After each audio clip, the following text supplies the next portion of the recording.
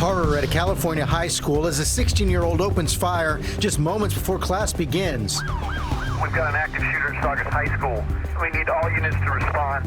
At least 2 people killed, 3 others injured. Panic for the students and their parents. My daughter texted me saying, "I love you, Mom. I hope I get to see you again." The hero choir teacher who helped save this student.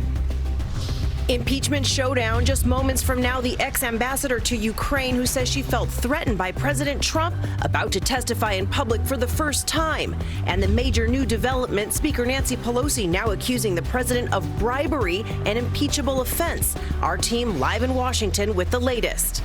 Breaking overnight, foot brawl, one of the ugliest incidents ever at an NFL game. The Browns defensive end slugging the Steelers quarterback in the head with his own helmet. How will the NFL respond? Taylor Swift refusing to calm down, going head-to-head with the producers who own her music, calling on fans to help her, saying her huge upcoming performance is now threatened. And Battle of the Bulbs. The holiday light fight already erupting over this family's home. An inspector sent in, and now, while they're demanding they take those decorations down. Live in Times Square, this is Good Morning America. And Good Morning America, thank you for joining us this Friday morning as we deal with another school shooting in this country. Hard to believe we are talking about that again, and of course we do want to begin with that shooting this morning there in California. 2 students were killed and 3 others injured. The suspect, a 16-year-old boy, is now in custody in critical condition this morning. Matt Gutman is outside the high school in Santa Clarita with more. Good morning, Matt. Hey, good morning, Michael. This morning, investigators are trying to look into 2 things. First, what was the motive? What drove this 16-year-old boy on his birthday to try to go into his school and murder his classmates? The other is, where did he get that .45 automatic pistol? He unloaded the entire magazine. It took just 16 seconds to throw this entire community into chaos and grief. This morning, another American community about to bury its children. We've got an active shooter at Saugus High School. We need all units to respond. This fatal school shooting just north of Los Angeles. Police say a male student came into the school just after 7:30.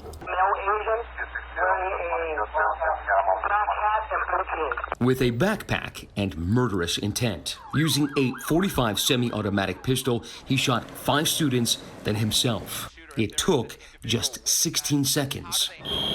Dozens of police cruisers and SWAT teams swarming, students inside taking cover. Everyone was panicked. We turned off the lights, we locked the doors, and then we all just sat and waited. They didn't know it was over, or that a 14-year-old boy and a 16-year-old girl would be killed. I have one down inside the office, and I need paramedics right now. 17-year-old Hayden Trowbridge told us he'd been drilling this with his parents since he was 4 years old. Oh, you've actually practiced the scenario with your parents? Yeah, they've told me, your first instinct is to grab something that you can hit someone with, just in case, and put a book in front of your chest to protect from stuff like that. Many students texting parents, one girl writing, "Hey Mom, I don't know what's going on here at school, but I love you, and I'm so thankful for everything you've done for me. I love you so much." Amidst the sirens and SWAT teams, terrified parents, hands over mouths, many with tear-streaked faces waiting to hold their children. Students let out of school, some hands in the air. There in line was Dana Martinez, her dad cutting in for a hug. You're crying now. Is that because you're so relieved?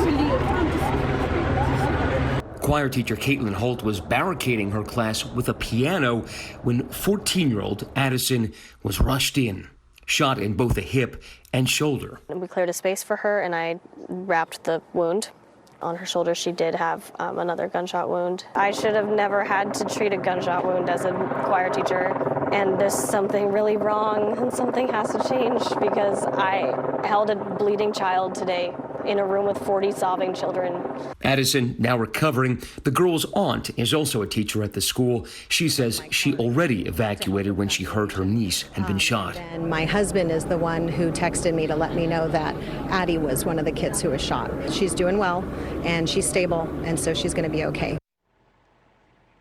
And that is good news, but one thing that really struck me is that teacher was able to treat the wounds of that student in her class because there was a trauma kit in that classroom. And this is what it is. It's called a Keep the Pressure kit. Inside are blood clotting agents and big bandages. It's provided by a nonprofit to every single classroom in this entire school district. That is shocking and depressing, but I suppose it's good to learn that one of these may have actually saved a student's life here yesterday.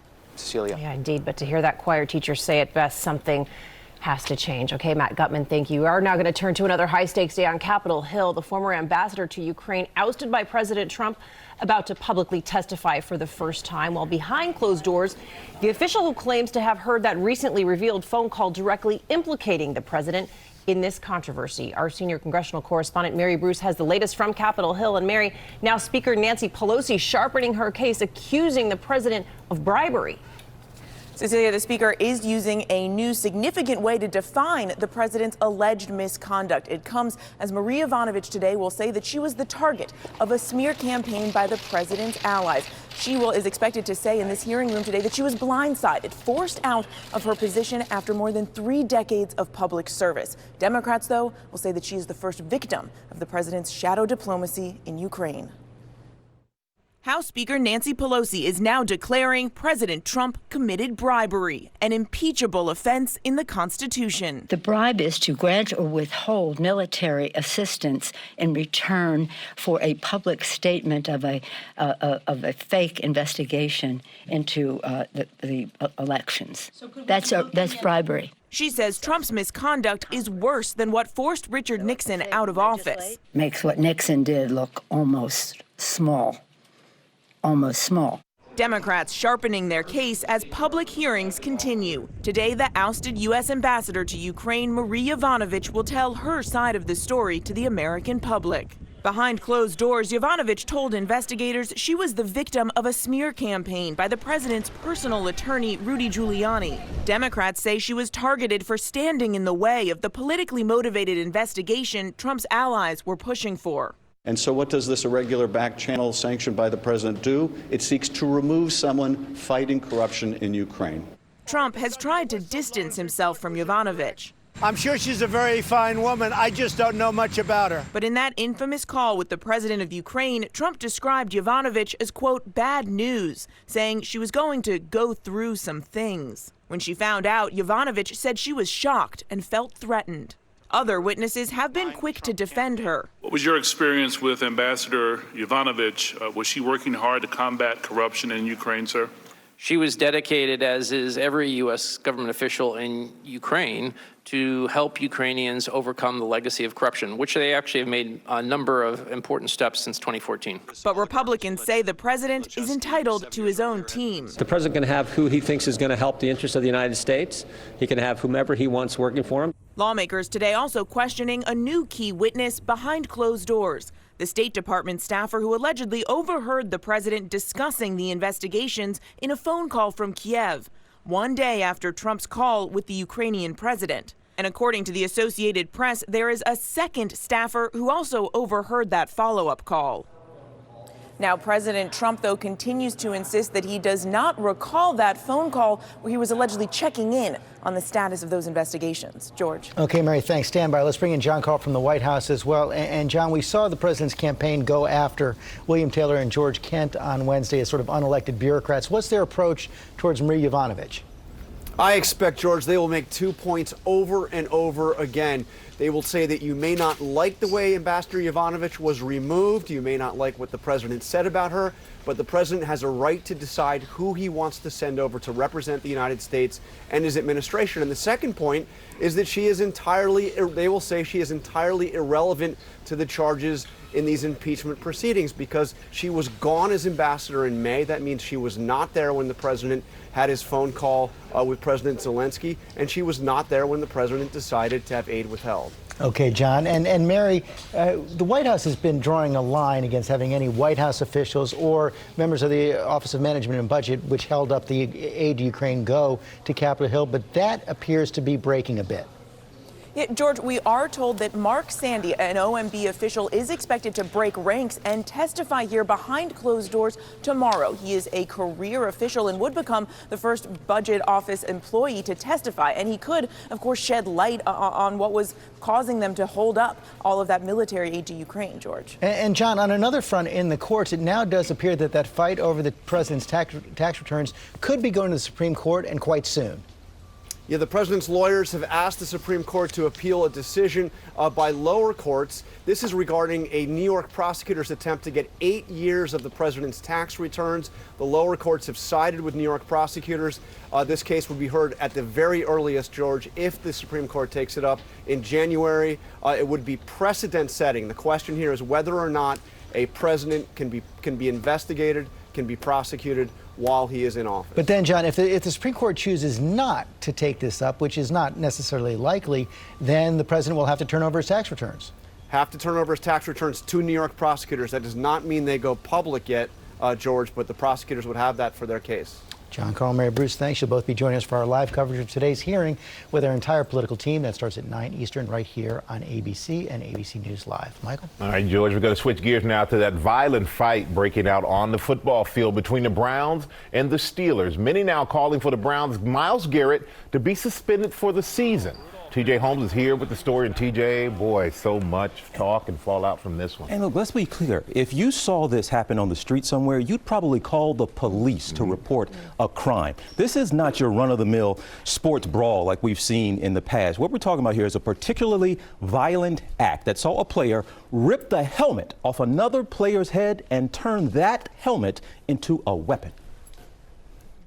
Beyond words, Joe. Oh, my gosh, that's one of the worst things I've ever seen. A vicious brawl broke out on Thursday Night Football with just seconds left in the game. Watch as Browns lineman Myles Garrett tackles Steelers quarterback Mason Rudolph. The two wrestle around on the ground a bit, but the tension escalates as Rudolph appears to grab for Garrett's helmet, who returns in kind by snatching the quarterback's own helmet off and smashes him in the head with it. Well, he tackled Rudolph. Rudolph didn't like the way that he was tackled. Oh, gosh. Man. Oh, man. Other players jump in. Fists and helmets fly before refs finally break it up. I mean, this is multiple game suspension right here. In the immediate aftermath, analysts call for severe punishment for the players involved. He just literally took his helmet and hit him upside the head. To me, that's like assault. And after the game, Rudolph was incensed. Total coward move on his part. You know, I get. I mean, it's okay though. You know, I'll take it. I'm not going to back down from any bully. Garrett apologized for his out-of-character assault. I made a mistake. I lost my cool, and I regret it. But even his own teammates called his actions unacceptable. It's inexcusable. He knows that. There's no other way around it. Expect heavy fines and suspensions for the incident from the NFL, and these two teams face off again in just 2 weeks. Oh, gosh. And if you don't know Garrett, he does have a good reputation in the league. He was the #1 overall pick in 2017, a Defensive Player of the Year candidate. He is just an absolute stud on the field. Doesn't matter what his reputation is. This is going to be what counts. People are calling for a record suspension for him. Now, people are asking you just as well, criminal charges, because we witnessed an assault. That's what we're seeing. Well, Rudolph would essentially have to, the quarterback, he'd have to file a police report. No indication he's going to do that, but that's what we're looking at. This is something, as you said, Could he be out the whole season? I don't think there's any question. People are saying I think it'd be pretty hard pressed to think that he wouldn't be out for the rest of the season. And this is out of character for what we know him to be. And it's a guy who writes poetry, he's into archaeology, all those different things. A little bit different from what you expect from most athletes in a lot of ways. So this was out of character, but so unnecessary, so unbelievable. A 5-game suspension is what we saw. Albert Hainsworth in 2006, it was the head stomp on a guy. That was a 5-game suspension. So this was something a little different. So that gives you some kind of a measure, but times are different now, and this is coming down. They're coming down hard on Yeah, really tough to watch. Okay, TJ, thank you. We're going to turn now to Virginia, where an urgent manhunt is underway to find the Marine who is now a murder suspect accused of killing his mother's boyfriend. New clues led police to Roanoke, and that is where ABC's Adrian Bankert is with the very latest on this. Good morning, Adrian. Yes, good morning. Good morning to you, Cecilia. We know now that the lockdown is lifted, kids are going to be back in school as scheduled. Still, police are asking people to keep their doors locked and to be on the lookout for this fugitive. A Marine who abandoned his post, accused of murder, is still on the run. Mr. Brown has not been located. We do believe that he is on foot. The picturesque community of Roanoke, Virginia, on lockdown Thursday. He could be just walking around and like no one would even notice. In a break in the case, investigators find Michael Alexander Brown's RV, opening up its walls to look for clues. Seen in these surveillance images, Brown is wanted for the murder of his mother's boyfriend, just weeks after he deserted his post at Camp Lejeune. There are reports that he was seen knocking repeatedly on his grandmother's door early Thursday. The FBI, U.S. Marshals, and NCIS are now joining in on the manhunt. Police believe he is possibly carrying a high-powered rifle, among other weapons. If he is confronted or pushed into a position to where he feels like he has no other alternative, then he may use force. And right now we do know that friends of Brown have reportedly hired an attorney to represent him. They hope he'll turn himself in. The U.S. Marshal Service is offering a $10,000 reward for any information leading to his capture. George? Dangerous situation. Okay, Adrian, thanks very much. We're going to get the latest now on that state of emergency in Venice. Water levels are even higher this morning. The city's worst flooding in more than 50 years. James Longman went inside the flooded basilica where so much history is now at stake. Good morning, James. Yeah, good morning, George. Take a look. This is how much higher the water has gotten today. St. Mark's Square actually closed to the public because of this. The wind, the rain has come in, making conditions so much worse. And you can see these walkways that were in place yesterday, well, they are totally useless now. Tourists not able to use those, stranded in some places. The water lapping inside St. Mark's Basilica, and we went in there to take a look at the damage. This morning, another high tide in Venice, swamping the city once more. Tourists stranded on now useless walkways, shops battling the water. As we go inside world-famous St. Mark's Basilica, facing this new threat. We're in the crypt of St. Mark's Basilica. Water coming in here. You can see it dripping from the ceiling. This water is salt water. It's corrosive. There is so much history at stake here. These tombs from the 1500s sitting at the water's mercy. This room was inundated when the first flood hit. It was through this window that the water came bursting through. Now workers battle to keep out the rising tide yet again, sweeping water off the priceless marble. We had the water level was here. Oh my goodness. Meanwhile, growing frustration at the Italian government for failing to complete multi-billion-dollar flood defences. This is the Moses Barrier. It's at the mouth of the Venice Lagoon, and it's supposed to be a wall that rises up out of the water, blocking the sea, going from there all the way over there. But after years of delay, it still doesn't work. Floods in Venice are not new, but they're getting deeper and more ferocious. If these defences aren't completed, Venice may not survive. We lose artistic treasures that we're never going to get back. Now, the state of emergency has unlocked about $20 million for initial relief and compensation, but there are so many treasures here. Something needs to be done soon, guys. It is so clear, so hard to see all that. Okay, James, thank you very much. We are following a lot of other stories this morning, including Taylor Swift's new battle over the rights to sing her old music. She says her big upcoming performance is now threatened. We'll get into that, but first, let's go to Ginger. And I've got to show you, we've got one day of mild temperatures, almost 40 in Chicago, 51 today, New York City, 54, Washington, D.C., and then the bottom drops out again tomorrow morning. Yeah, it'll feel like 0 in Syracuse and 17 New York City. Sorry. Your local weather in 30 seconds. First, the weekend getaways, sponsored by Macy's. When I grow up, I want to be Santa. You can't be Santa. You're a girl.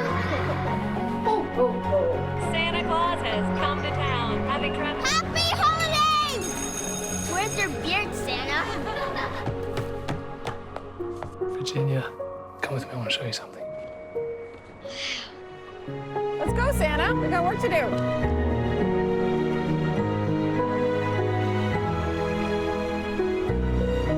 Not the frigid start out the door this morning, and your afternoon will feel at least more like November, late November.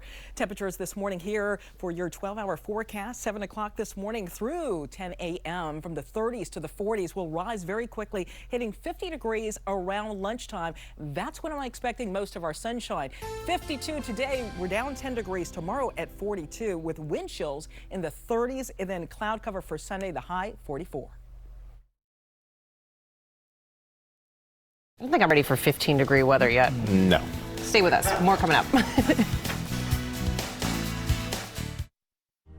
When I think of what my imagination looks like, I mean, wow. Will somebody wear me